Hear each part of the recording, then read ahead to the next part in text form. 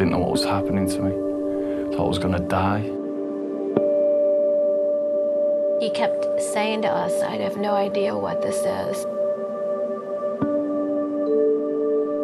I've never seen this before. I've never heard of this before. We don't know what's wrong with you.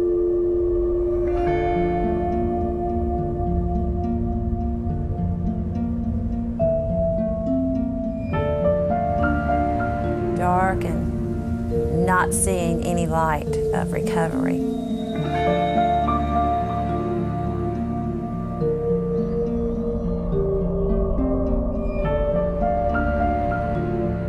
We have, I think, a horrible epidemic. Enough people are sick, it's going to be who's answering for this, what did you know, when did you know it? What kind of a breakdown or series of breakdowns in the medical system can lead to a setting where you have an illness and people walking into their average doctor's offices may or may not be likely to get effective treatment for it?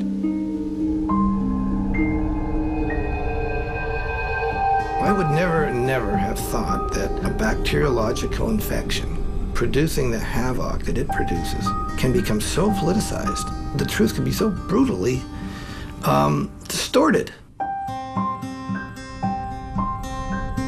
When we moved to where we are now, and people we bought the house from said to us, be careful of Lyme disease, and then we met all the neighbors. Every house, for sure, had at least one case, and many houses had, all of the family had been infected. All of them were sick.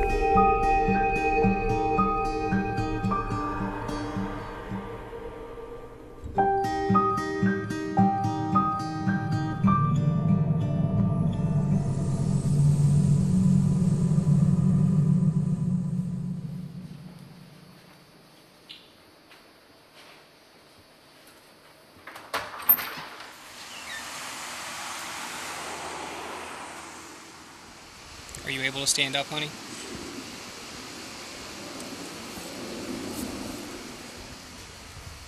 All right, I'm going to shut this off so we can take you back in the house, okay? Good,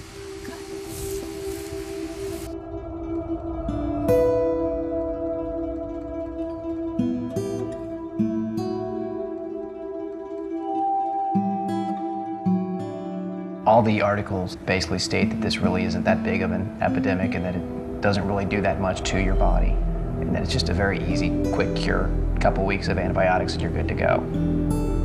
Obviously, those people haven't actually seen what it does. Pain, pain, pain. Relentless pain. No one would believe it. I said to my best friend, I said, look at me right now. Look at me. What do I look like? And he said, you look great. I said, you cannot imagine the pain in my body right now.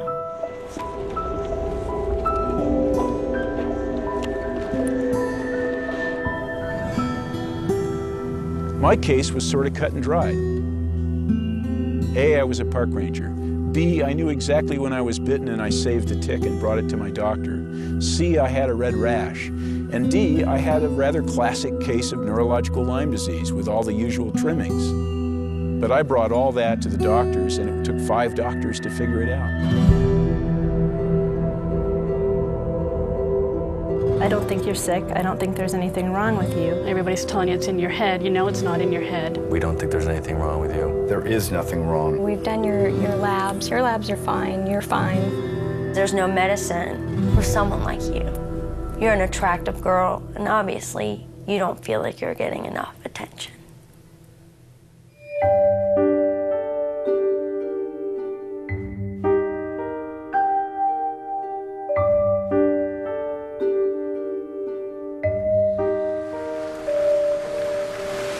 This is my adrenaline now.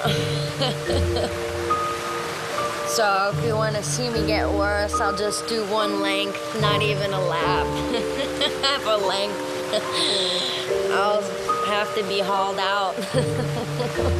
Like the catch of the day.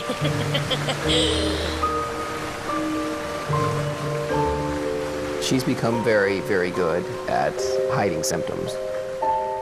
It doesn't matter how bad she is. I mean, the girl cannot get out of bed, and her catchphrase is, "I'll do it myself." I can do it myself. That's right. I mean, she can do it. I can go grab something in 30 seconds, or she can take 4 hours to crawl across the house, and she will not let me go get it.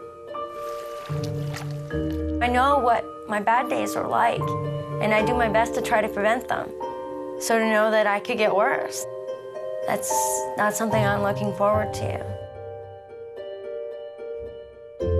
The unknown is pretty scary.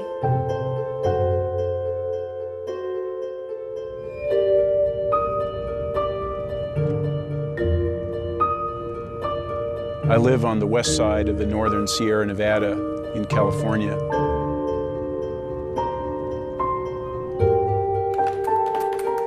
I'm a writer now. I was a park ranger for 21 years until I got Lyme disease and had to quit.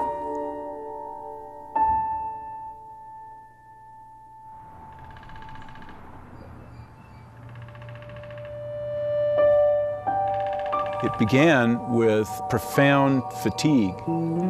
Then I developed stabbing and shooting pains. I started having vision problems, blurred vision, and then came the memory loss and the cognitive problems.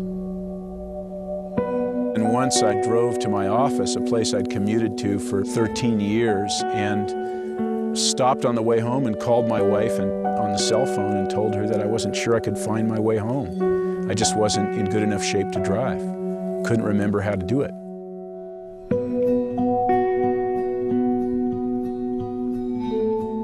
If I hadn't had any kids, I might have killed myself. My life was so uncomfortable to be in that I don't know that I would have wanted to be here had I not had stronger family connections, you know, kept me here.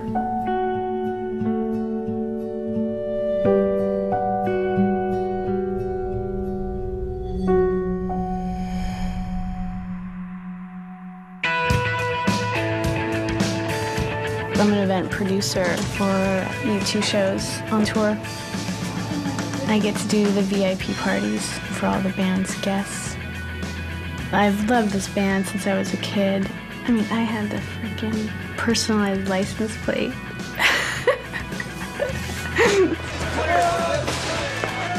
Everybody's in survival mode on tour. It's insane. It's completely insane. The hardest thing is everybody thinks I'm normal.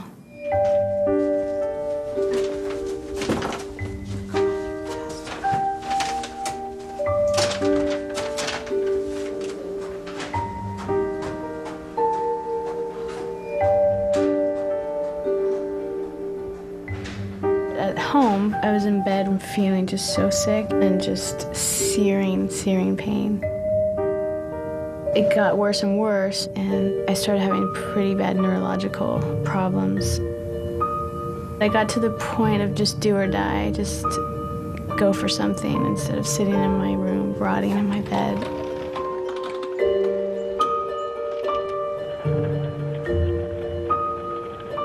Over the last 12 years, I've been diagnosed off and on with lupus, chronic fatigue syndrome, Crohn's disease, Fibromyalgia, lupus, fibromyalgia, MS, fibromyalgia, rheumatoid arthritis. Doctors thought I had ADD. Chronic fatigue syndrome, Parkinson's disease, syphilis, multiple sclerosis, MS to ALS to nothing. They were pulling anything out of their hat they could think of. Doctor after doctor after doctor after doctor after doctor, misdiagnosing her, putting her on some medication that didn't work. I just thought we were both nuts. There's evidence that Lyme disease has been around for a long time, but here in the United States, it was the early 1970s when a Connecticut mom looked around her neighborhood and noticed something was not quite right. Well, I was frightened, really, and doctors, were insinuating that it was all in my head. In the 70s, we were all having strange symptoms, headaches and stiff neck and swollen joints. As I looked around the neighborhood, I realized that there were others that were having swollen knees and rashes. Finally, when our symptoms just weren't going away, I decided to call the state health department and report this mysterious disease that seemed to be coming to our area. In 1981, I discovered the causative agent of Lyme disease. My discovery was published in the Science magazine and considered as a breakthrough. We didn't know how to treat it. It was a newly described germ. It looked like syphilis under the microscope, but that's as far as we got. We also didn't have any idea how widespread it was, how much suffering it caused, and the controversies to come. Lyme disease is caused by bacteria, the Borrelia spirochete. It's spiral-shaped, so it can drill through tissue and get into just about any part of the body. The most common form of transmission is through the bite of several species of tick, commonly known as deer ticks. There's bacteria inside the tick, so when it bites you, it just starts sucking up your blood, like Dracula would do. While it's like sucking in the blood, the bacteria will be released, and then it just gets into the blood, and it gets into your heart, and then your brain, and then you have Lyme disease.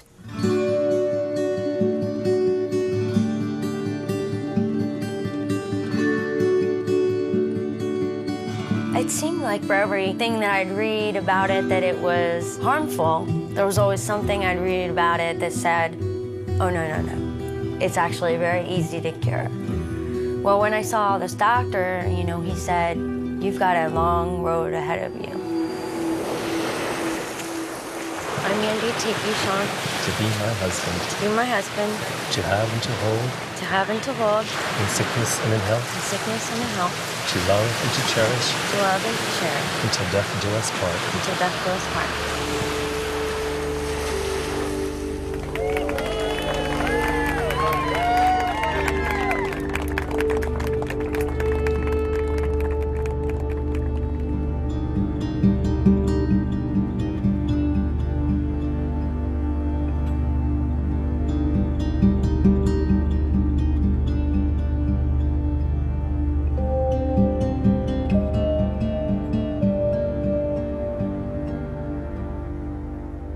It's not the pain husband and wife.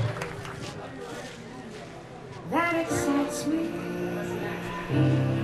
There's no difference in how I feel about her now and how I felt about her then. We'll see if he says that when I'm starting to get treatment. I'm all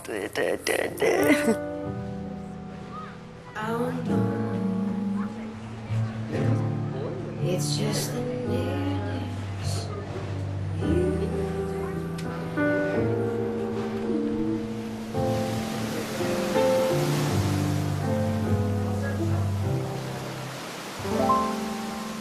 I think like a lot of people who've had Lyme disease, I've been led to wonder why it's not being treated with the kind of seriousness that it deserves. This is not a rare disease. It's thought of as a rare disease, but in fact, there's nothing controversial about the fact that it's the most common vector-borne disease in America today. It is far, far more common and much more dangerous to the average American than West Nile virus is. The Centers for Disease Control reported over 35,000 new cases last year. Yet because the disease is so often overlooked, they admit that the actual number may be up to 12 times higher, making Lyme disease far more prevalent than AIDS. In the past 15 years, annual cases have increased fourfold. And in the past 2 years alone, cases have almost doubled.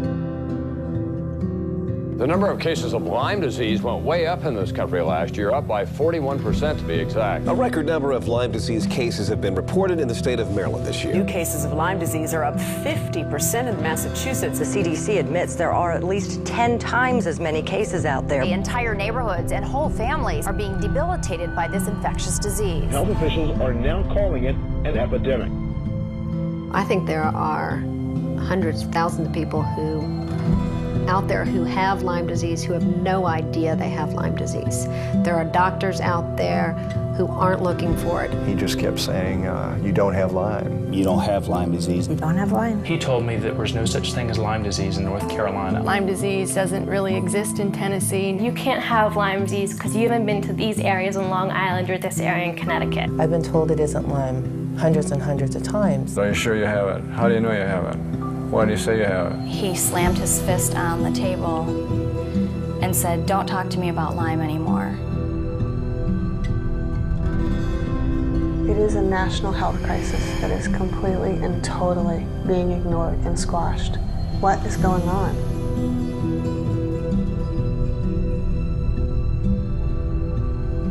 We have a major problem with this disease. We have a major problem finding out who's got it, treating them effectively and quickly.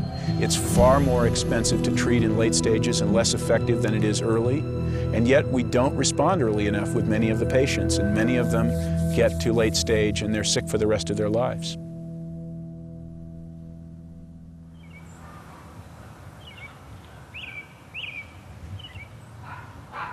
Okay, quiet.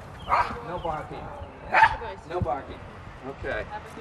I love you, my girl. I'll see you later. I'm a medical doctor with a specialty in pathology. I'm a general pathologist, but I'm doing molecular studies now in connection with my 20 years of researching Lyme disease. The research is something that I do after I've done my day's work, and if I have energy left, I work into the night. So I do the research on my own time.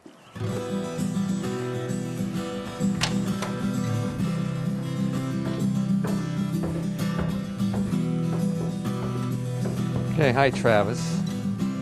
My lab assistant, Travis. This part of the cellar is mine.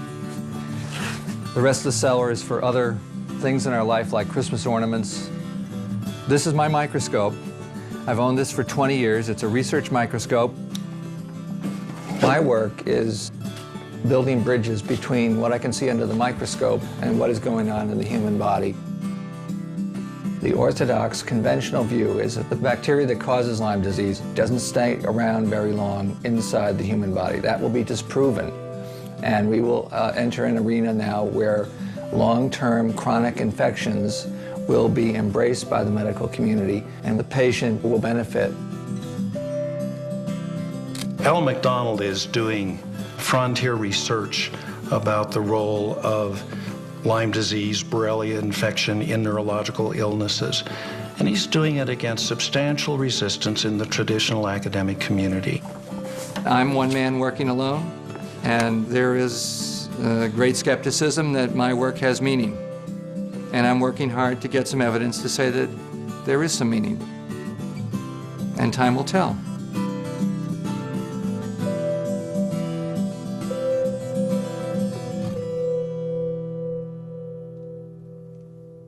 Two groups of doctors are pitted against each other over just about every aspect of Lyme disease, from the very definition of the illness to how it should be treated.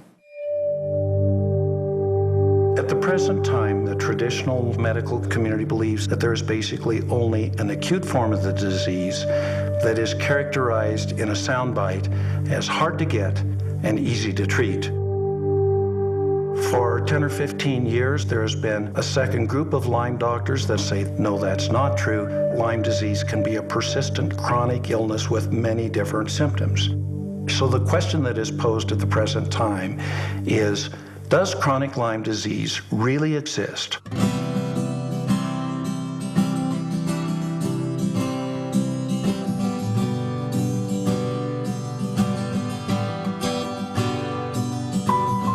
We are driving from Orlando up to North Carolina. It's a little over 500 miles, which is the closest spot that we have to Florida that actually has a clue about Lyme.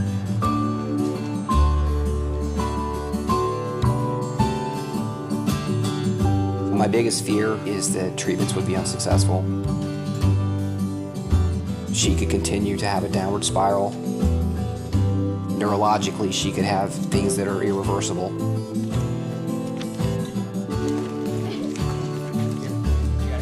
Yeah. Hey.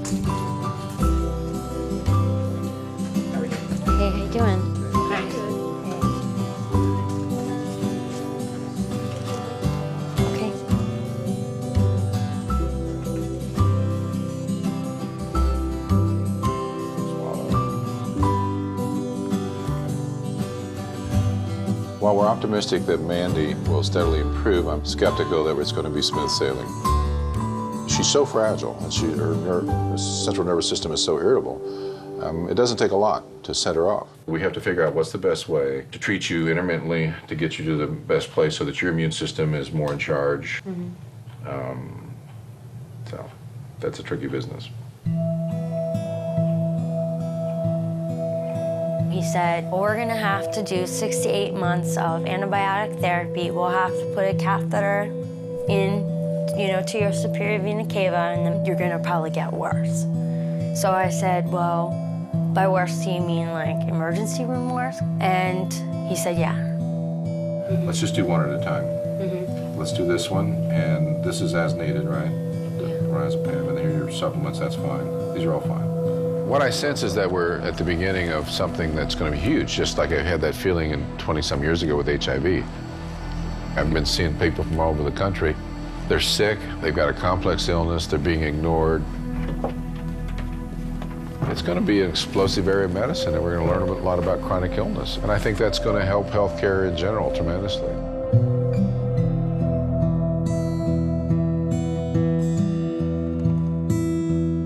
I have seen probably 30, maybe more doctors. 30 doctors, about 15 doctors. I've spent over $100,000 out of pocket. $150,000. $75,000 to $100,000. I was misdiagnosed for 3 years. 5 years, 14 years. 15 years. It's hundreds of thousands of dollars.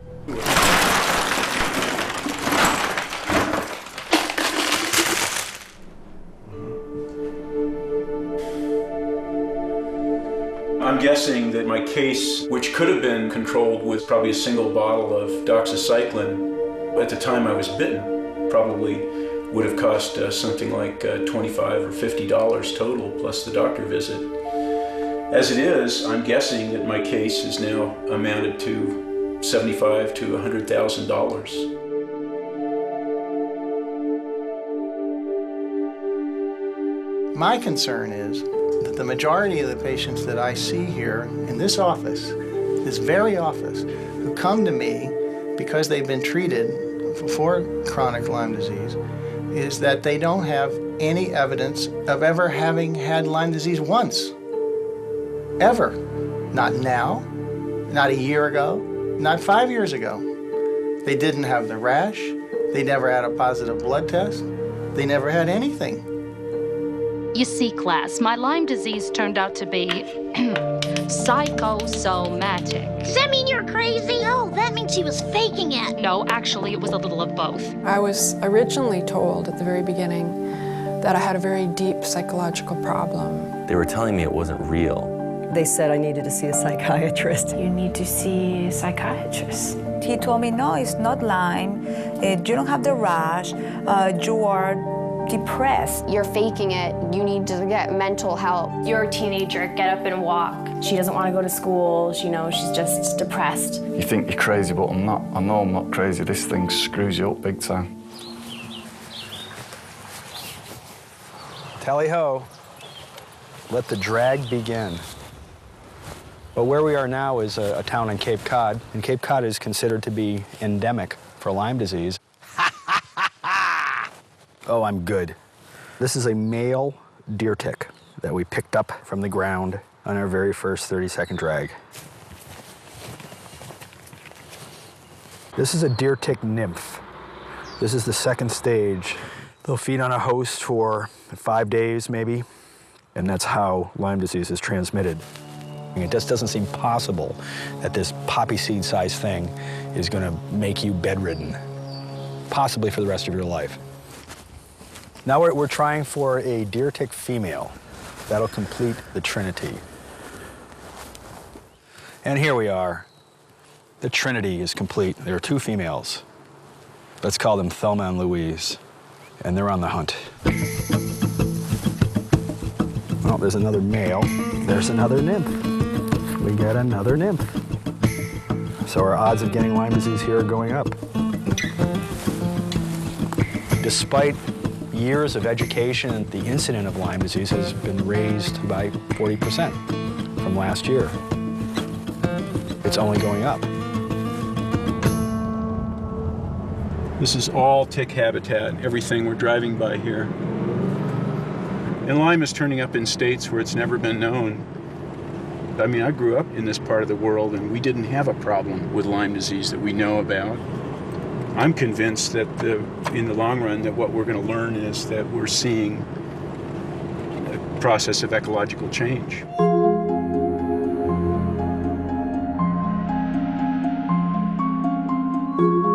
We're living in the largest extinction in 65 million years of other forms of life.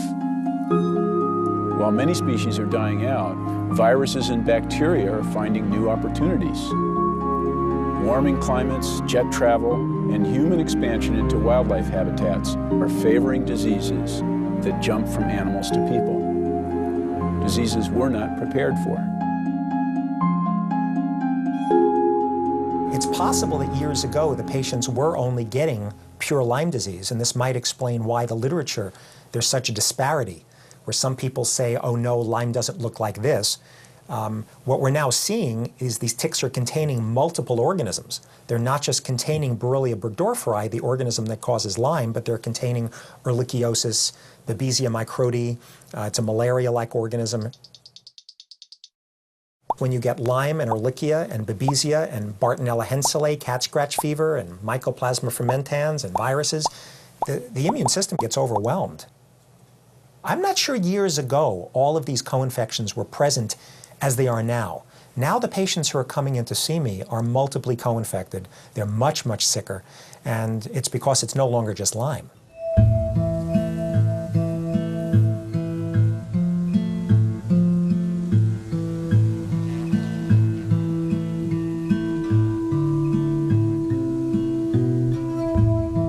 Ticks are very sensitive to dryness. Their bodies desiccate easily, and in dry weather they hide deep in mossy crevices on the barks of trees, or in the leaf litter, or in wood rat nests. Damp weather, however, makes them more active, and they come out and stand around the tips and branches and blades of grass by trails like hitchhikers at a freeway on-ramp. I want us to see clearly how things are really going with nature. We have not succeeded in developing any level of independence from it, nor in fact are our bodies in any way independent of it. We've always said, well, you know, sooner or later, some of the damage that we do to the earth can come back to people. But I think at some visceral level, we've expected we could evade it. And I think now maybe some of that bill is coming due, and we're beginning to see some ecological changes that are capable of invading people's bodies. A spirochete is a parasite, like a virus is a parasite. It has to adapt to different environments. So you could have a very virulent disease-producing organism. You could have one that likes to go to the joints and doesn't want to penetrate and cause injury in the brain. You could have one that goes to the skin. One of the hallmarks of the onset of untreated Lyme is a multi-system involvement. Different parts of the body, things changing and moving around.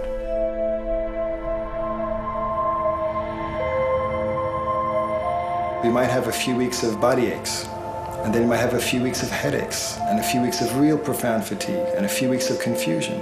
Or you'll have pain in the large joints, and then it'll switch to the small joints.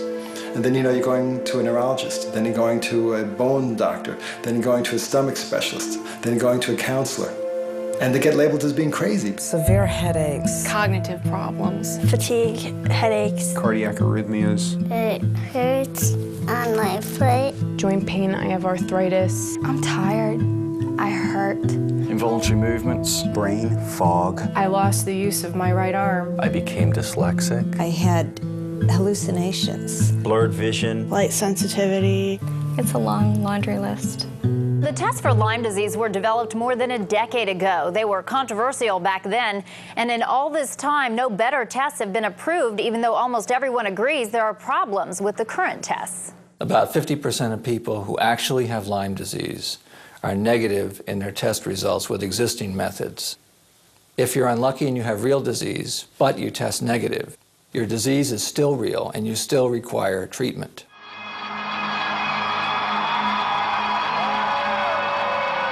1 When I got diagnosed with Lyme, I thought, great. Oh, fantastic. Finally I'm going to get rid of this thing. Course of antibiotics, I'll be good to go. I could never have imagined that it would be this long with the possibility of being forever.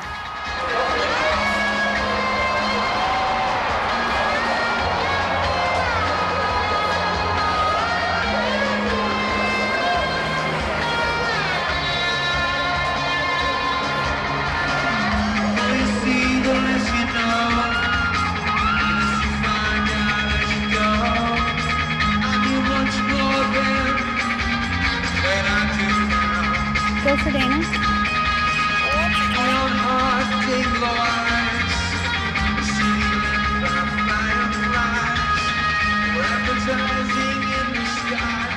I'm very scared of actually when the tour ends because I feel like my body will collapse.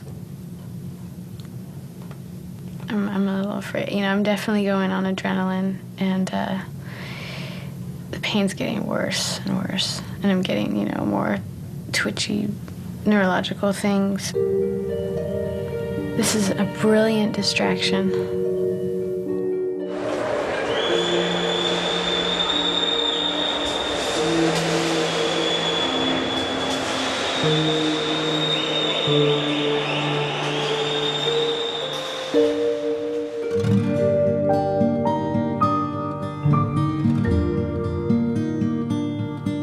It's so weird, you know, when you're a kid, you think of what your life's gonna be, and I'm 36, I'm gonna be 37. And by now, kids and a house, and, you know, it's not what I expected.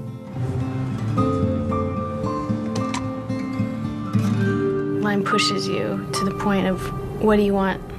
What are you living for? It's not enough just to be alive. I mean,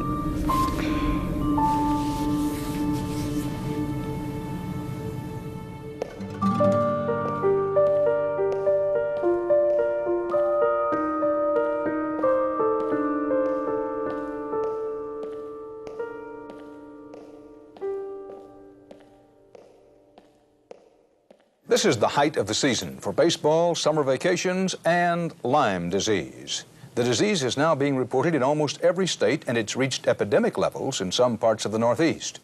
The newest research indicates that tiny bacteria pose a special risk during pregnancy, since an expectant mother may not know she's infected. We have examples of infection causing miscarriage. We have examples of infection causing death of the baby at the time of birth or shortly after birth. I've had 4 miscarriages, 2 of which were positive for Lyme disease, and we had an 18-week loss that at 15 weeks was healthy, genetically fine, and at 18 weeks the loss was proven to come from the Lyme infection. Elise came to me with Lyme disease, and it just so happened that as she was finishing up the treatment, she got pregnant. And we followed her with the pregnancy, and she was doing fine initially, and all of a sudden she miscarried. 2 weeks later, the OB came back and said, you were right, it was Lyme disease. The baby was infected, the fetus and the placenta were infected, Elise, and concluded that that's what took the life of this baby at 18 weeks. In utero, fetal transmission of Lyme disease to a fetus is something that has been of concern to patients and physicians for many years. We've looked carefully at that. There have been numerous studies. There has not been one documented case of congenital Lyme disease. Well, that's nonsense, plain and simple. And it's not only nonsense, there's significant peer-reviewed articles showing transmission transplacentally and at autopsies. It's just nonsense. How could that not be? It doesn't even stand up physiologically. It makes no sense. Trying to have another baby has been very frightening. When I get excited about having a baby, I squish it. I don't let myself get excited because I'm so afraid of setting myself up for that disappointment again. And a day for me is like a lifetime. And every visit to the doctor is filled with fear. Every time I listen to that Doppler come down to my belly, I wonder, is there going to be a heartbeat today? At this point, I have had many women who've gotten pregnant who've lost the baby. Or they give birth to a baby that has Lyme, and the babies don't have, the developmental growth may be off, their IQ may be lower, they may develop seizures or some other type of neurological problem, and it's not picked up because the mother was not known to have Lyme.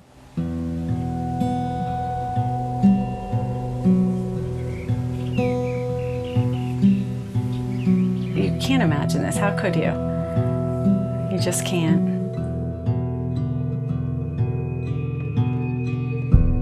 Hi, my name is Jared. Before my Lyme disease got so bad I was able to talk. Now I have to use a communication device. I wasn't a real healthy pregnant mom with him. Well, in retrospect, I realized that I was sick. I had Lyme disease, and I did not realize that that's what was going on. I knew something wasn't right from the time he was born. I knew it. I kept getting poo-pooed by the doctors. They said, just let him be and it'll all work out. And it didn't work out. Ready? Okay. At age 6, we got the news that he had brain damage. And they didn't really know why. They thought it was something that happened in utero and that the damage was done, and then we were to just keep moving forward. But he didn't move forward. He kept moving backwards. Get you a bend, bud. Lyme disease happened to be everywhere around us by then. It was as if every neighbor was coming down with it, and it was like hitting me from every direction, as if, you know, wake up, dummy, you're not paying attention. You know, there's Lyme disease everywhere.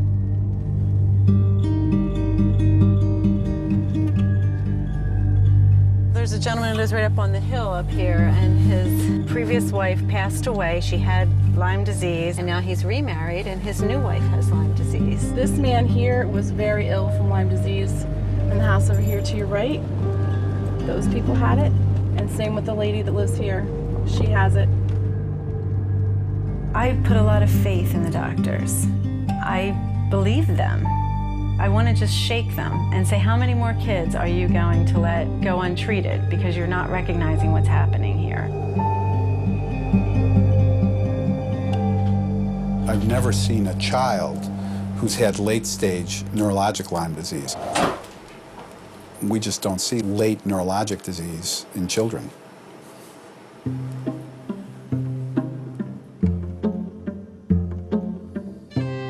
I used to do ballet, and I was in the Nutcracker a bunch of times.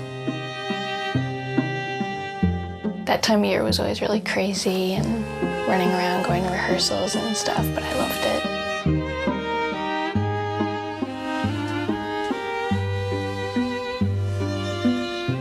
Her ankle was bothering her. Then her right knee blew up, and they tapped into it, and they found that she had late-stage Lyme, and it was in her brain.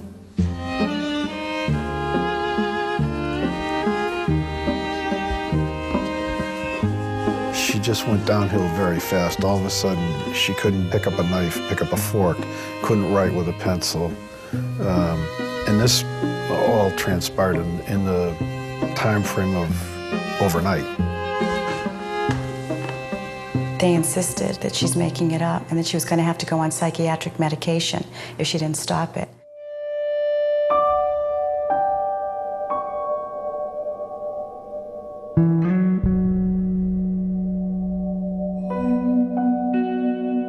Rock bottom to me was that summer before we went to see Dr. Jones. She couldn't hold her head up. She couldn't sit up. She couldn't talk anymore. And not knowing if they were going to keep her on the medication, because they kept saying to me, no, only 28 days. And I said, well, I'm going to Connecticut, and I'm going to see this other doctor. And them fighting me and saying, well, he's controversial. And something in me just kept saying, no, you're going. The thing that gives me most joy in treating the children with Lyme disease is seeing them get well and cured. I don't consider it a job. I consider it to be more or less like a calling than anything. My practice consists of over 9,000 children from every state in America, from South America, from almost every province in Canada, and from every continent abroad. The practice is growing at the rate of 5 to 10 new encounters per day. They have very complex, serious illnesses. However, it's nice to see them get well.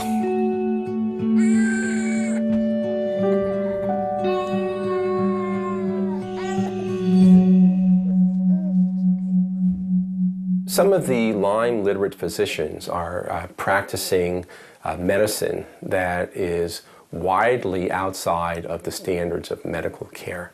The small group of physicians feel that one can diagnose Lyme disease on clinical grounds alone, not necessarily relying on any laboratory data.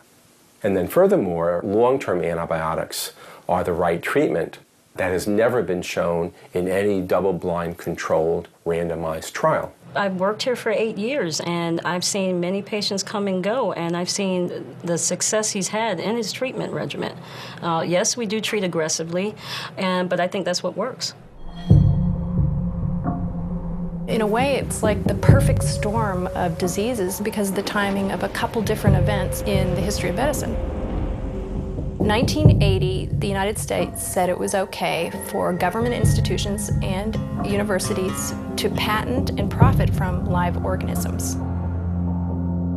So the Lyme disease organism was discovered in 1981, and all of a sudden there was the equivalent of an Oklahoma land grab, people looking under their microscopes, patenting pieces of the organism. So the people that are credited for being the Lyme disease experts no longer shared information about a new, really dangerous pathogen. They hoarded the information because they wanted to protect future profits. You have professors, especially in the biosciences, are trying to take their discoveries, often made on the federal nickel, and take them private.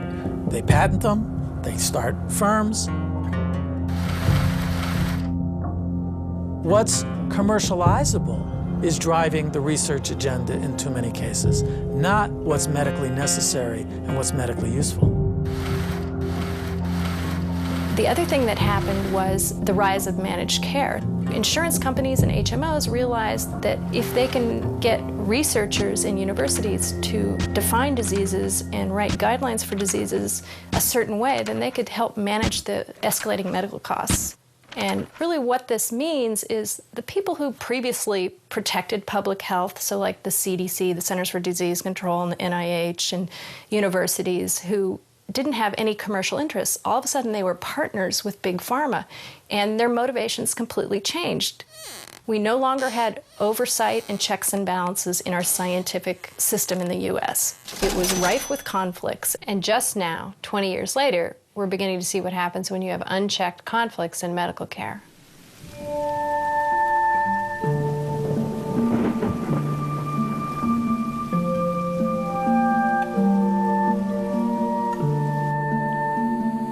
Okay, today is July 5th, and Manny's having a little bit of an episode.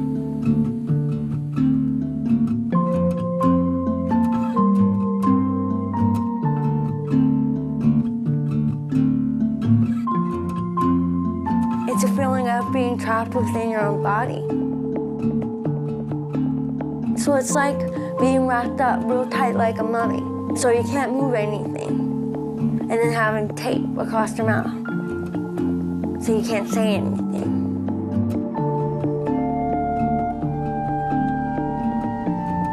But reality is, you gotta kill them. You gotta kill the little bugs, because they're taking over. No, I was okay. I was adapting my life to what was going on. Now I want it back. So it's a war.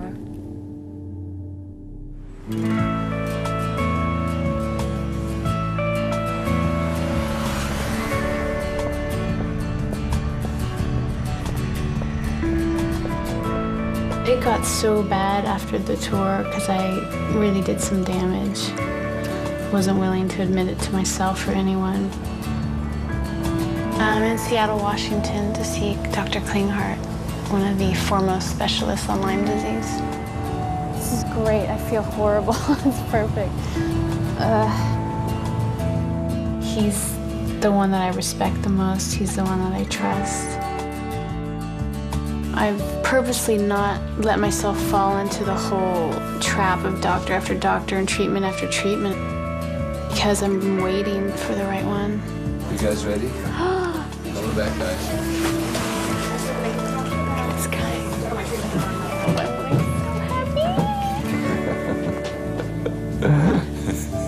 Really? Nice to see you too.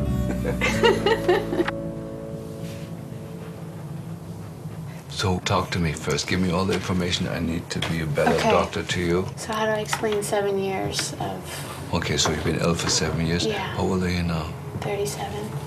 What have you done in terms of treatment? When I found out, I started antibiotics. I did 6 months and I was so ill. And I just didn't see it as an answer.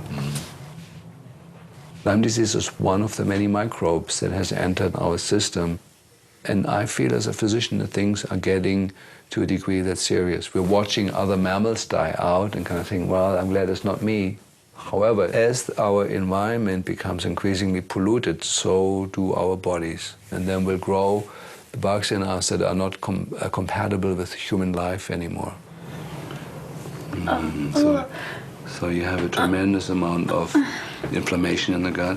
The Lyme disease leads to a suppression of the immune system, and then you grow these things in you that we're always exposed to. So I'm just going to first do just a few neurological tests on you. So you have a little bit borderline Babinski reflex. It's an upper motor neuron sign. It means you're sort of that significant levels of toxicity in spinal cord or brain, which is a way for me to stage how close you are to possibly developing like a more serious thing like MS. You know, older people often get Parkinson's after they've had undiagnosed Lyme, or Alzheimer's. Younger people tend to, especially women, tend to get MS. It really struck me today how much I've been in denial of this illness. I mean, and I've been feeling really twitchy and just shaky, a lot of neurological stuff that it's like I can't deny it anymore. It's becoming very visible, so I think I'm just in time. Yeah, there's a warning sign. This is not a mild situation. You're sort of like, you have to do, within the next few months, you have to resolve the issues that you can resolve. Yeah? You have to promise that to me. I'm ready. Yeah? Yeah. It feels like just emergency. It's just a panic in my body that I've learned to just walk around with. Yeah, this is Dana. I am moving into 314. I finally feel like I can let go of it and give it to somebody else to take. There's someone to take my hand and get me through it. I really felt like that today. I can't believe I moved to Seattle. This is so crazy.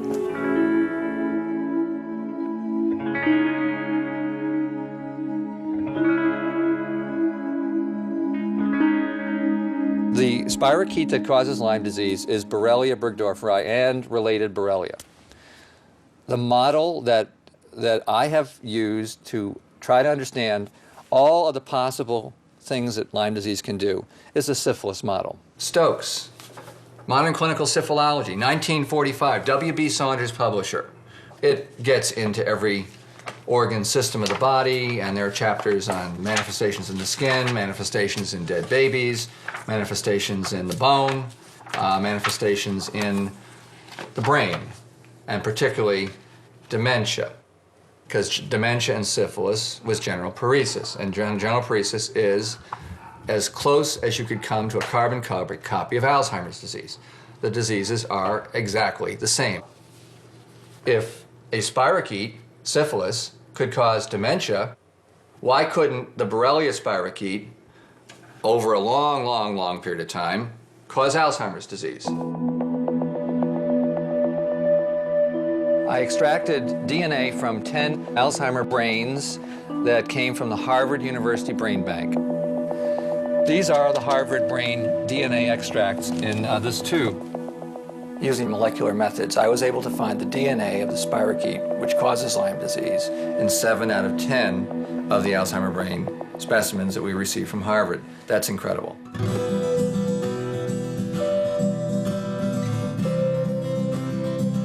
The results of the experiment could not have been predicted in anybody's imagination when 7 Alzheimer brains gave me essentially the same thing, which is part spirochetal, part human, linked up in one molecule. I about fell off my chair.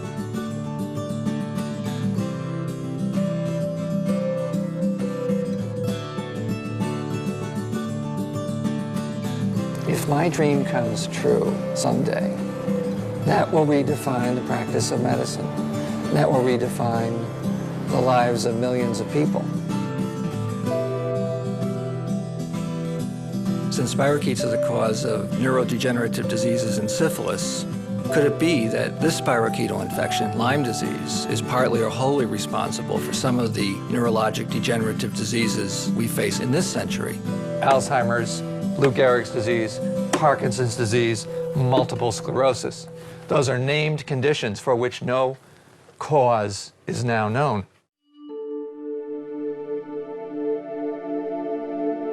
We never had, in the last 5 years, a single MS patient, a single ALS patient, a single Parkinson's patient who did not test positive for Borrelia burgdorferi. Not a single one.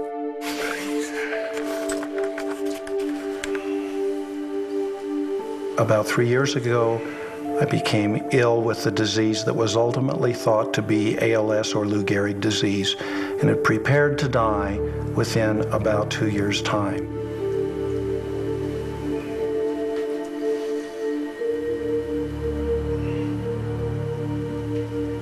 My neurologist tells me that I was progressing so rapidly that without the diagnosis of Lyme disease and antibiotics, I would have continued to decline, losing strength, eventually becoming bedbound, eventually unable to talk or swallow or breathe, and would have died in a matter of a couple of years, just like anybody else with ALS. So I was started on high doses of intravenous antibiotics, only to see what would happen with no guarantees. To our amazement, within a month, my energy improved, so instead of being exhausted in an hour, I could be up and about and active for 4 or 5 hours. We're now 2 years out, and I find that if I go off of the antibiotics, I lose stamina and I'm not yet back to my full self. But the change is absolutely dramatic.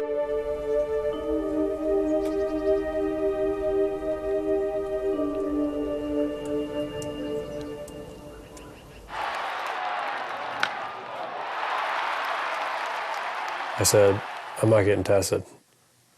I said, there's no way. There's no way I have Lyme because I've been told by the best doctors that I have Parkinson's. My name is Ben Petrick. Baseball was kind of like my life. I went from being a gifted athlete to, there's times when it's hard to put a shirt on.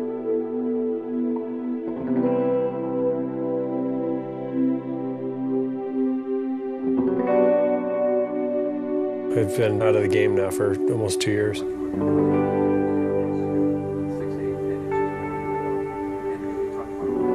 When you're diagnosed with a disease like Parkinson's, it's like a slow death sentence. That's kind of what you feel like. There's no cure for it.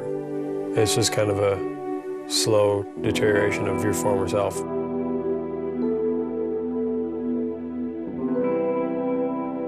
Recently, in the past month, I've been tested for Lyme disease, and a test came back positive, and so I've gone and seen Dr. Martz in Colorado Springs.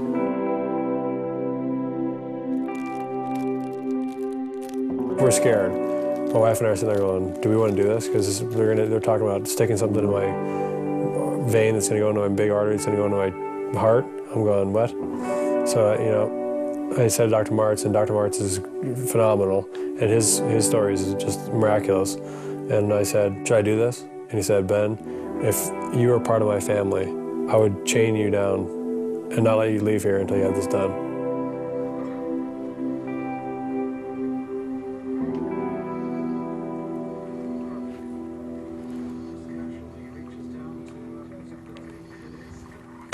Six months into the Lyme treatment, it's without a doubt better. I mean, there was no question in my mind. But I feel like I'm getting back to being myself compared to what I have been in the past. I think it's night and day.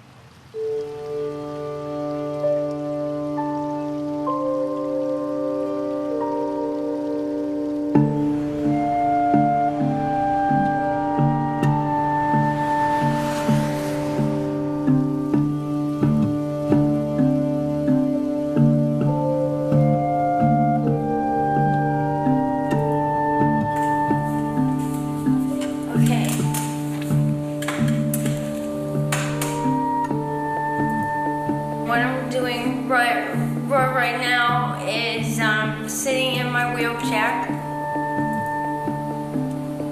Sean doesn't like to videotape it. So we've gotten a couple tips about that because I think it's important for other people to see this.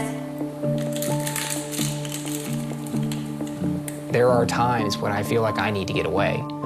Not that I'm trying to run away from her, but that... It's too much.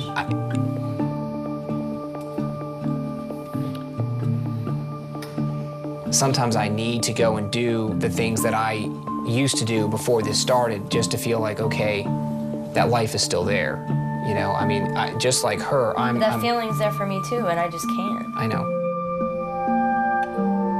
We were told it was going to be a long road. That doesn't mean that I don't worry about it driving a wedge. It doesn't mean that I don't think that maybe at some point Sean might change his mind.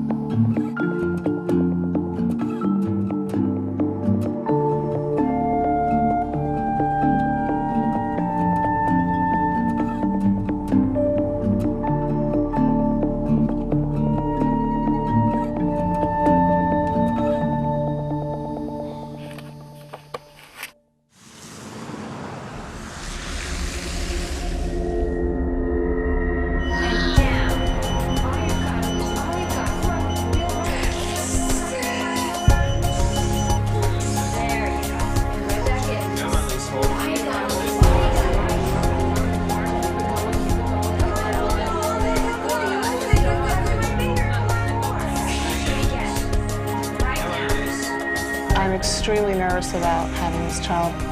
All of the tests that we have to do, the fear that he'll come out and he won't be able to breathe, or there'll be something that's happened from the Lyme infection that we don't know about. It is very, very scary.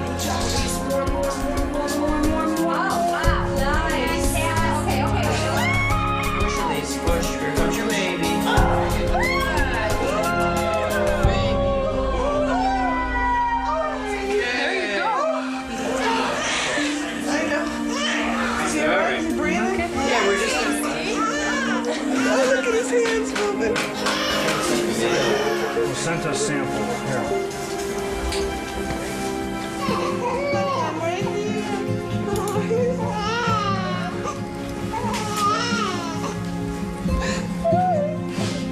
Oh my God! I'm gonna get it. Can you believe it now?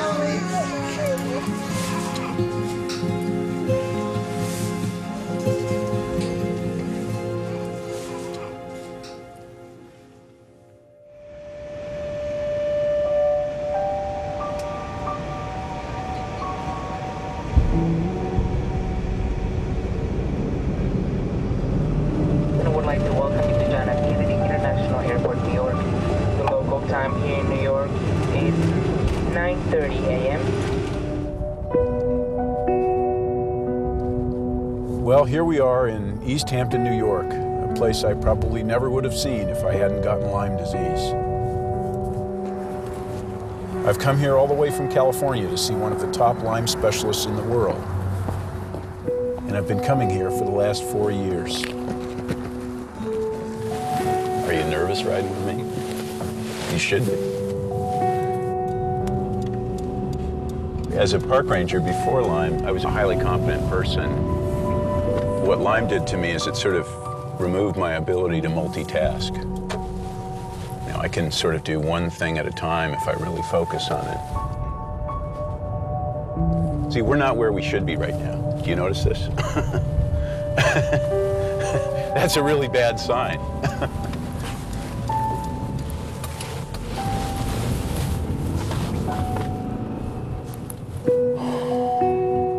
Frustrating, you know.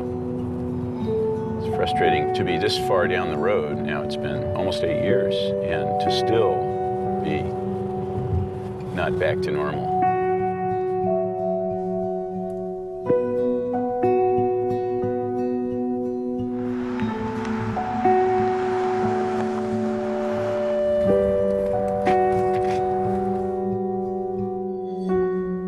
When did you start the combination therapy? Last year, right? Yeah, I've been on it for a year. Are you still improving or have you hit a plateau? You know, the truth is, I've hit a plateau. How much antibiotic is enough? How many symptoms that are still present reflect an active ongoing infection versus just damage that's going to be there forever? Somehow the spirochete can learn to live within the body and not be killed. It can hide from the immune system, it can hide from the antibiotics, and both at the same time. And there are patients who sometimes are on open-ended years of therapy because of this very problem. We have not been able to demonstrate the persistence of the bacteria. So to treat for months and months is really based on guesswork, on conjecture, and not based on any scientific data. If I had not been able to find doctors who would soak me in antibiotics for years, you wouldn't be talking to the guy that you're talking to right now. The folk myth is somehow that antibiotics are bad for you. I just have to say they're certainly not bad for you if you've got a fatal infection.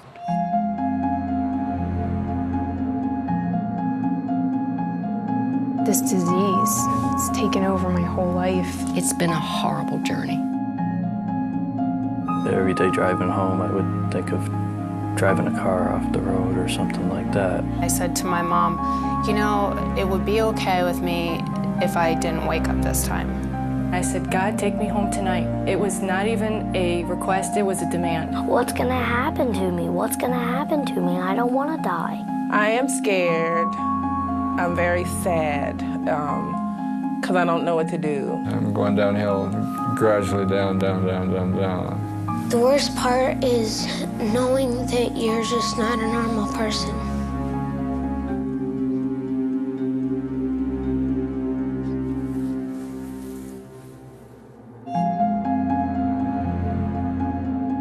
Chronic Lyme disease. It's kind of the disease du jour. There's no evidence that I can find to support the concept that there is a chronic Borrelia infection after treatment. That kind of situation has been referred to as post-Lyme syndrome or post-Lyme symptoms. Those symptoms may be due to the aches and pains of kind of daily living.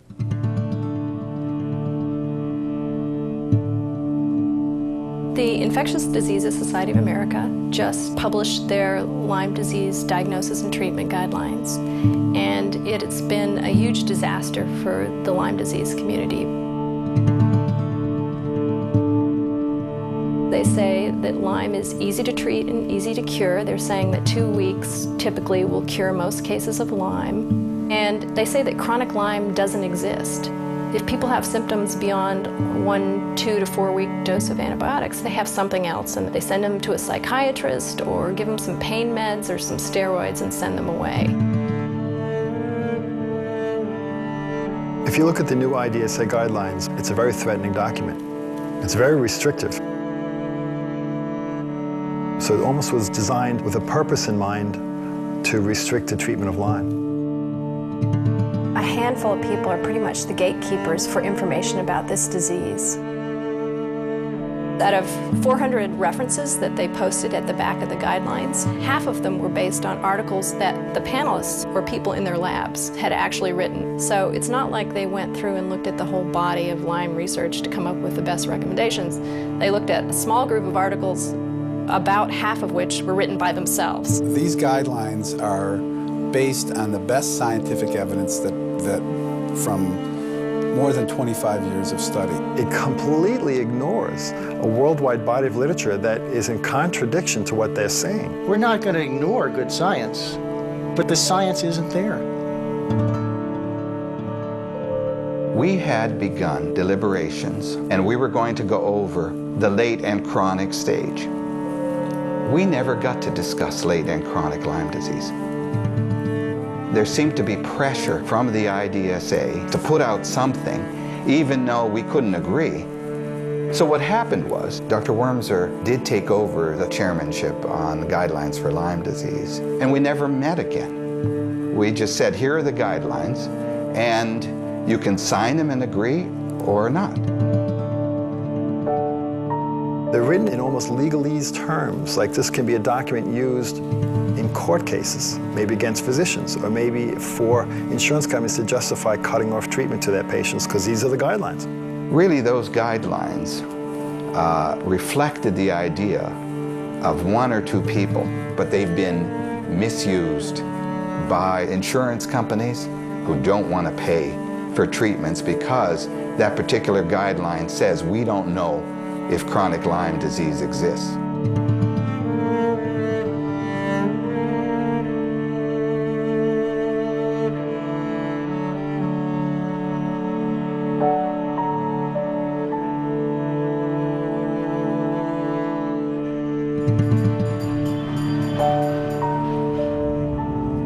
Well, the insurance company has refused to pay $10,000 worth of bills having to do with my trips to see Dr. Burscano.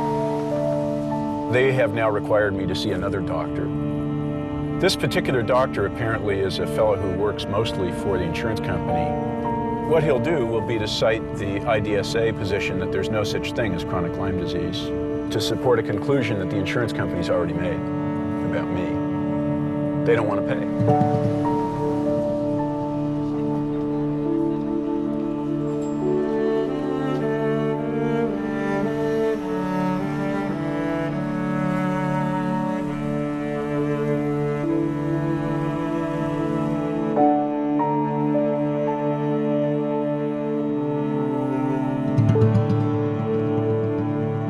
Rather than make the assumption that 2 to 4 weeks of antibiotics is enough, where did anybody get that idea from in infectious disease? Tuberculosis is not treated in 2 to 4 weeks. Hepatitis, a year to treat that.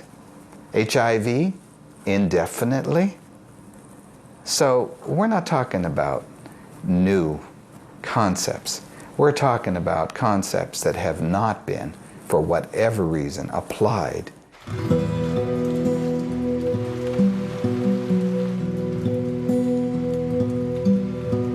This doctor's controversial diagnosis and treatment of Lyme disease with powerful intravenous drugs could very well cost him his medical license. The evidence will show that Dr. Jimsek believed the IDSA guidelines to be flawed, to be wrong. I respect the IDSA tremendously. I belong to the IDSA. The Lyme philosophy is run by about 12 people who have been doing the same 12 people for the last 15 years, and they haven't really changed anything. I tried to influence the IDSA through a series of letters with the president and the chairman of the Guidelines Committee. We pleaded with them to open up the process about Lyme guidelines. He's been working really hard for the last year to try and get the IDSA board to listen to his suggestions for the treatment of chronic Lyme. And now he's before a medical board review, and it makes you wonder, you know, is this retaliation? Furthermore, for each of these patients, Dr. Jimsek prescribed a course of not oral, but intravenous antibiotics to be administered to the patients for months on end. Long-term antibiotics provide no additional benefit. And it's not that this is safe. There are many complications to long-term antibiotic therapy. I was a patient of his for 7.5 years, diagnosed with Lyme's disease, wholeheartedly believed him, and never had Lyme's disease. My wife did not sign up to be a test subject. She was told she could be cured for the disease that she supposedly had. 3 years ago, you wouldn't have thought she'd live another 2 months. He literally saved her life, no question about it. If I hadn't seen Dr. Jemsek, if he wasn't available, I don't know that I'd be here talking to you. If Dr. Jemsek doesn't get cleared, there's a message that's going to be sent to the other doctors in North Carolina that it's not safe to take a Lyme patient on and treat them. We can't have that happen. I don't know what we would do. It is difficult for doctors who want to stand up and help these patients because it is a political disease and an economic disease as much as it is a bacterial-borne infection. My office was stormed by the Board of Nurse Examiners. I got a letter around 2000 saying that I was a subject of an investigation. A complaint went in from a physician to the Virginia Board of Medicine stating that I was following unusual practices in treating Lyme disease patients. Here we are in Raleigh, North Carolina, and we're on day 2 of the Jemsek trial. Oh, we're going. Dr. Jemsek's license is suspended for 1 year, stayed, and the conditions to be determined. That concludes the hearing in this matter. A Charlotte doctor must surrender his medical license for the way he treats Lyme disease. Less than an hour ago, the state medical board ruled that Dr. Joseph Jemsek acted inappropriately when treating some patients. The board suspended his license for 1 year.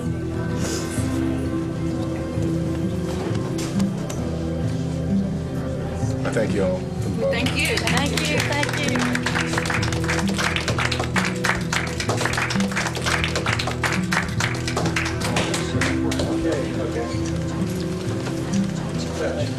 Medical boards don't act on their own. They need a complaint to initiate an investigation. And we've been told by the medical boards that the great majority of complaints don't come from doctors or patients, but they come from insurance companies trying to get rid of doctors who cost them a lot of money.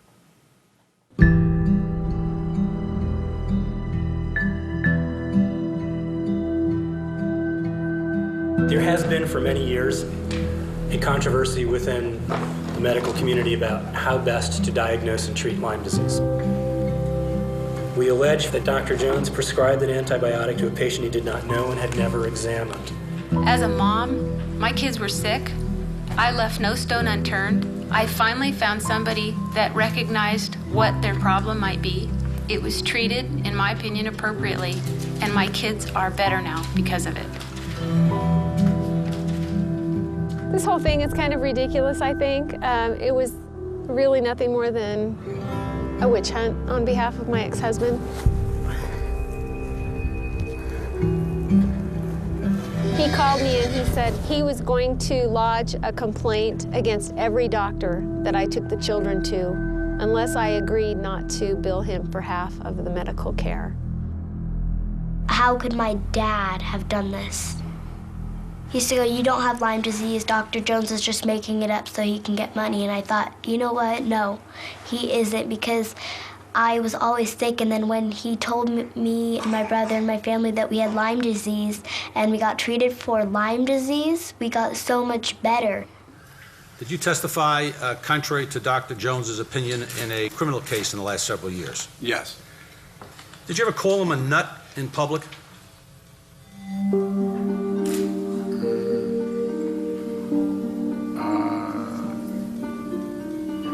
Patients develop physical complaints, but it's got a psychological basis.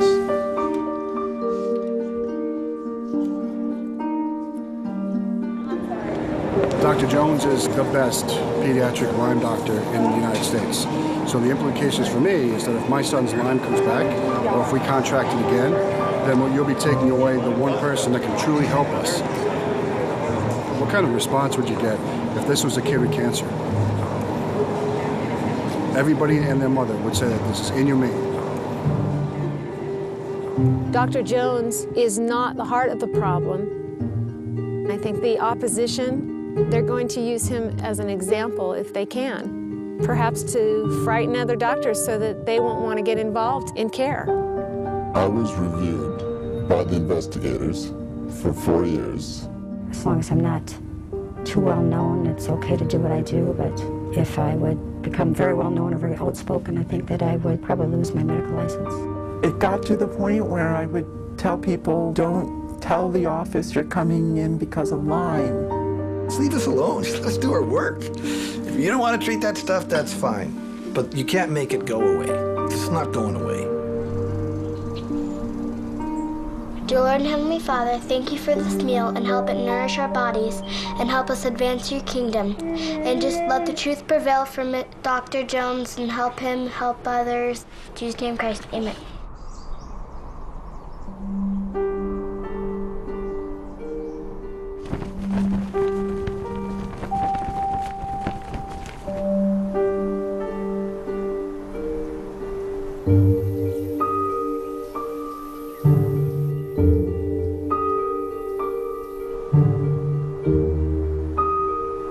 We're here today to remember Brett Paul, Doris Grade, Robert Baird, Jerry Teitelbaum Fossing. I think it really points out how dangerous this illness is. We're the heartland of the nation, and our people are dying here from Lyme disease. My son was 31 years old, and he died from Lyme disease because no one would treat him. I keep wondering what else I could have done. Should I have taken it to Europe? Should I have taken it somewhere where somebody would have done something? But we don't seem to care in this country. They just didn't try to help. When we tried to get medication for her, it was almost impossible because the medical profession is afraid to give medication for this. If I was asked whether Lyme disease could be fatal, I would say not in my experience and not suggested by any of the existing literature. My husband died 2 months ago of Lyme disease. It's specifically on his death certificate. By the time that they figure out, it's too late. The last words my daughter spoke to me, her last words to us, Mommy, they're going to kill me. And they did.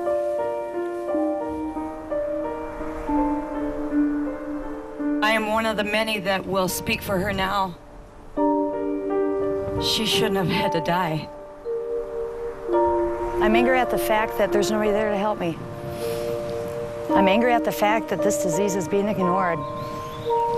I'm angry at the fact that there's a Hippocratic oath out there that these doctors are supposed to heal me, and they ignored me. And they put a price on my life which was nothing. Nobody was there to help me. And instead, they blamed it on me by saying it was all in my head.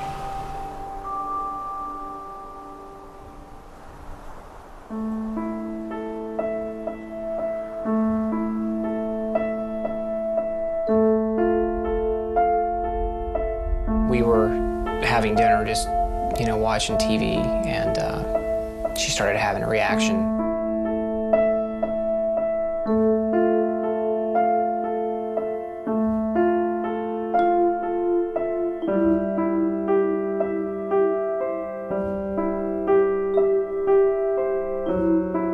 It's a mild seizure at first, and it progressively got worse.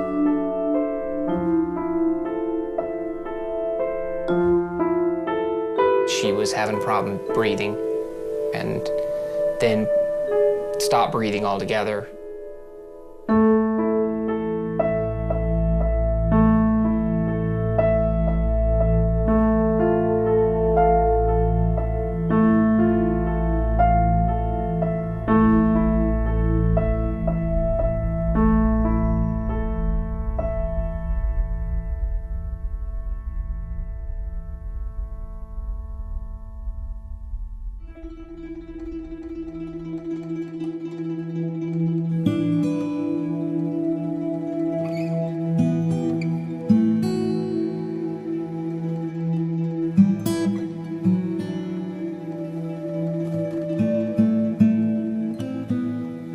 The first doctor that we met with, first statement was, Lyme doesn't do this, that's not what you have.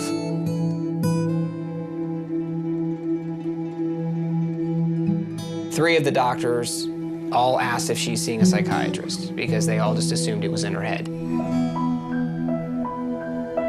My body had been losing ability for a long time.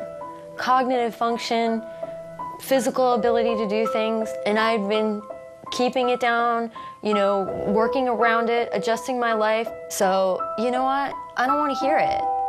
And I'm sorry, but I have been dealing with it, and now we have been dealing with it. That's 10 years. That's a long time to be patient.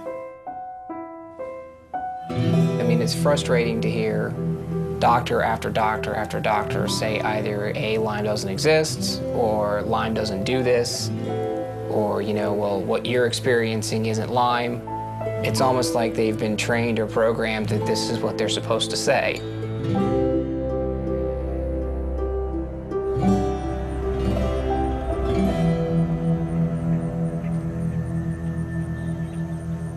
It's really madness. You know, there's something wrong. I don't hear it any other disease, never heard it in my life. So there's something funny. I don't know what that something funny is. Attorney General Blumenthal of Connecticut has taken the historic move of starting an investigation into the panel members who wrote the Infectious Diseases Society of America Lyme treatment guidelines. He believes that they have conflicts that may be corrupting their advice. Our investigation concerns whether the antitrust laws have been violated, purposefully or not, by these guidelines. They may restrict consumer choice with tremendous implications, not only for patient care, but also the economics of insurance coverage. Ideally, authors of medical guidelines should have no financial conflicts when they make their recommendations. But if you look at the current IDSA guidelines authors, 6 of 14 of them or their universities hold patents associated with Lyme disease or its co-infections. 4 of the 14 have received funding from Lyme or co-infection test kit manufacturers. 4 have been paid by insurance companies to write Lyme policy guidelines or serve as consultants in legal cases. And 9 of the 14 authors or their universities have received money from Lyme disease vaccine manufacturers. The fact that 9 out of 14 authors have a direct conflict of interest with somebody who's involved in manufacturing products for any aspect of the disease is completely outrageous. The Infectious Disease Society of America should establish a hard and fast rule that the people who serve on guideline writing committees not have any ties to any manufacturer that has a stake in the outcome of those guidelines. Period. End of story. There are a lot of people in the academic community, I think, that know these people are wrong, but no one will speak up. So, you know, at what point will people say the emperor has no clothes? You know, when will the voice of the people finally reach a level where the truth will come out? I mean, I think the truth will eventually come out, but how many more people are going to suffer before the truth comes out?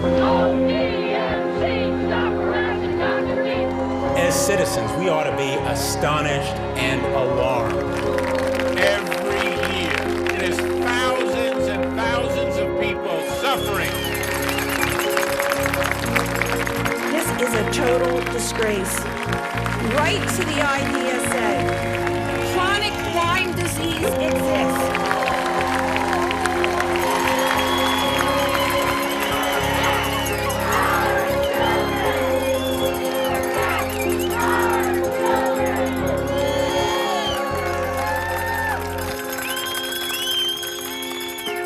Good afternoon, everybody.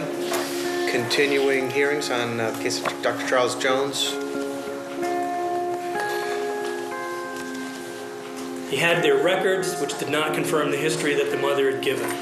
He'd been told that Nevada providers saw no reason to prescribe an antibiotic. Nonetheless, he prescribed for both children. I hate to sound conspiratorial, but I think I have a right to be. I think that would be advantageous for me as a Lyme literate physician and the only pediatrician in the world who treats Lyme patients to be out of the picture. There's no charge that these patients were harmed. In fact, how do we get past this big elephant in the living room that these patients were treated successfully and are now doing very well? I'm 78 years old. And the worst scenario is lose my license. I don't think they're going to let it go. I know that.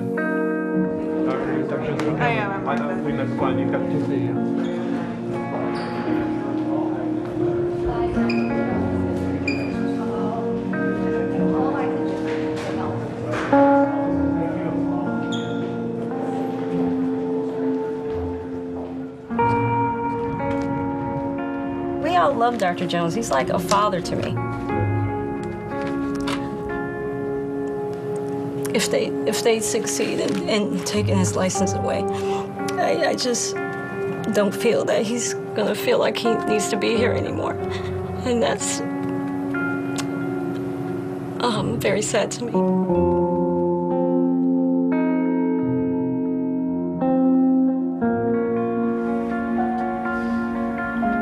I don't know where my daughter would be without Dr. Jones. We call him the Lyme Pope.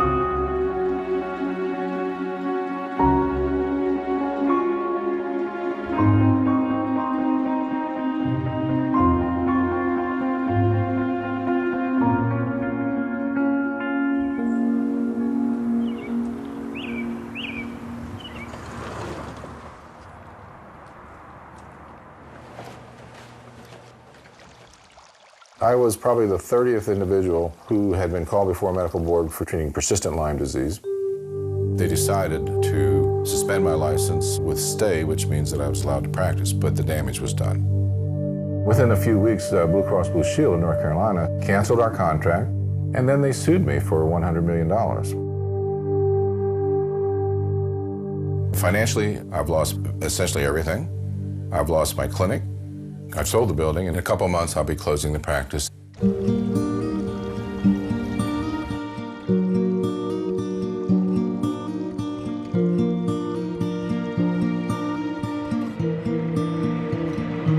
had the vision loss, and they were starting to lose their hearing there. They were really young when they were losing it. Christy, my oldest child, died 6.5 years ago from Lyme disease. She was 19 years old. Courtney is 25 years old. Can you say doctor? Say doctor. Doctor.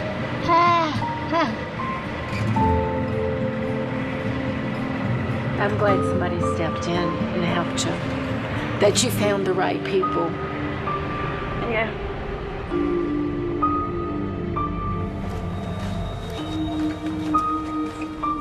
Hey, sweet. Good, how are you? You made significant progress. I'm delighted with the fact that your multiple neurologic symptoms are so much better and that you have control of your body. You can live in your own skin. From someone who came unable to swallow and you know, altered bedridden, altered sense of smell and uncontrolled tremors and seizures and couldn't stand up and gosh. I'm looking good. You're looking good.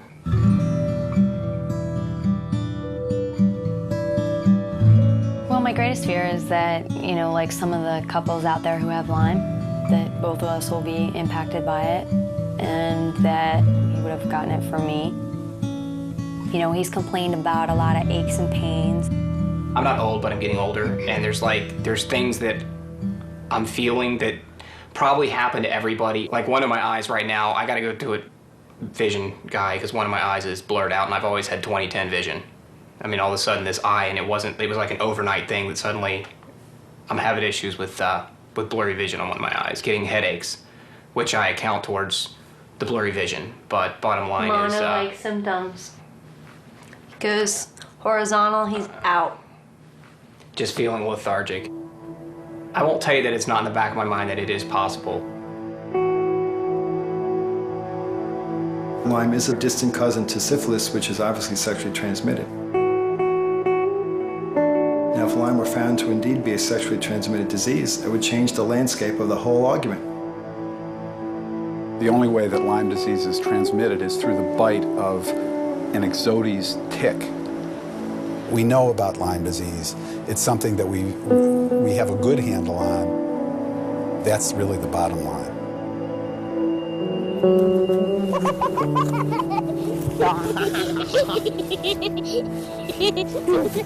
Jared is a very happy baby. It just wakes up happy, laughs all day, giggles. He just loves life.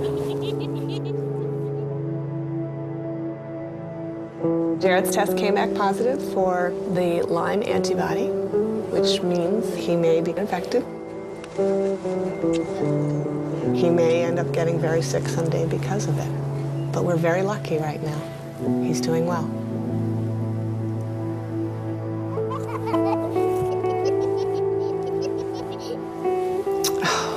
I don't want to say that. I don't want to say he has Lyme disease. I don't like to use that term right now. Not yet.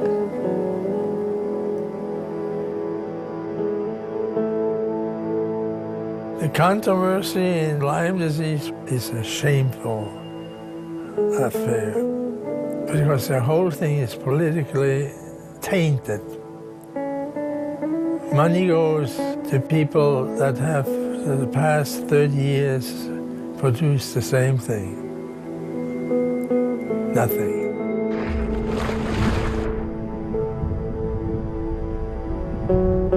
Lyme disease is a significant disease we don't have a cure for. And we don't have accurate testing. That should scare people. So how do you know if you have it? How do you know how to fix it? How do you know what to do? And by the time you're so disabled by the disease, you're in a panic state. You want help, it doesn't matter. You'll pay anything to get your health back. And the fact that doctors who are willing to help you and are legitimate doctors willing to put their license, their life on the line to help you, and that it even has to come to that, is scary. Dr. Biascato, good luck in whatever you do. You're a wonderful doctor. Well, recently I decided to close my practice. The political climate for physicians treating Lyme is very difficult nowadays. This is a doctor who was hauled before the New York's Medical Review Board, I think on 2 occasions, and threatened with removal of his license. You know, I look at these charts and I think of the people who've gone blind. They've lost their hearing. They're in wheelchairs. I mean, it's terrible. And especially because so many of them, it could have been prevented if they were properly treated in the beginning. That's what kills me. Man, it was such a waste. Look at all this. Such a waste of people's lives, of money, resources, time. And all it takes is knowledge. I bet you that if these people, all of them, had seen a Lyme literate doctor in the very beginning of their illness, I'm sure more than half, if not more than 3/4 of them would never have gotten to that stage, ever.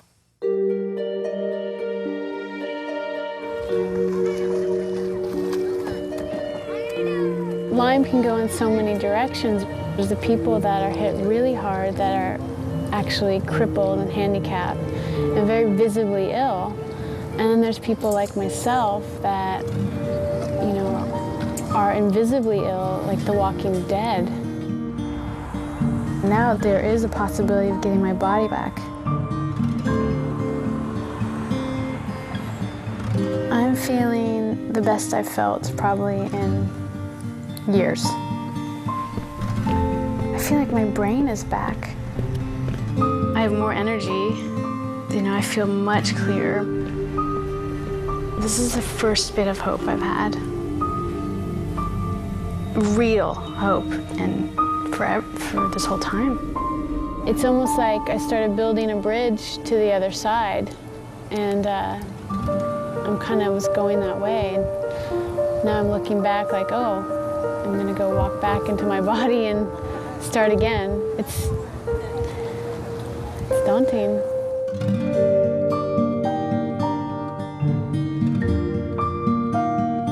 I met a lovely gentleman who's been really supportive, and I don't know, for the first time it feels so good to have someone's support.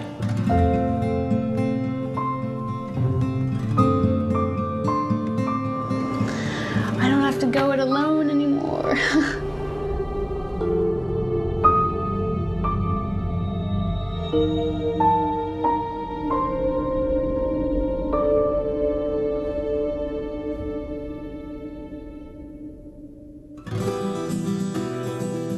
I can't tell you how excited I am. This is just a marvelous, marvelous new concept. Up until this point, we had the hunch that the bug had to be hiding somewhere in the body in a form which we couldn't really put our fingers on and we couldn't really find with the microscope.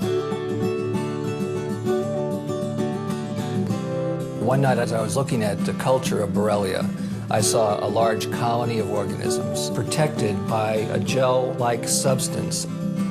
And as I was reviewing the pictures, it became clear that this was very reminiscent of what they call a biofilm. The idea of a Borrelia biofilm is very, very powerful because biofilm explains in that one word why some cases of Lyme disease are chronic, why they're hard to treat, and why after antibiotic treatment they may relapse. Because biofilms are by definition chronic, difficult to treat, and capable of relapse.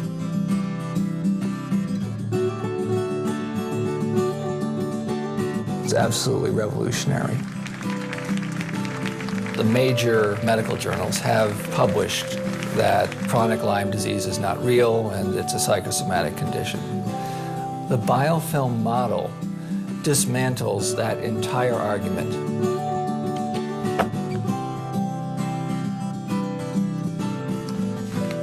The patients were right all along.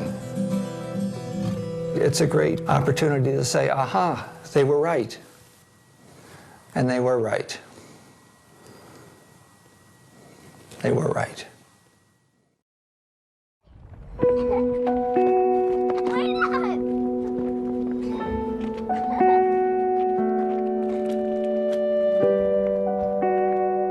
This disease nearly destroyed my life.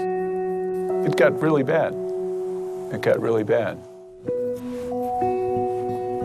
I'm happy to have my family still. I'm thankful to them for staying with me. I'm back. I'm glad to be here.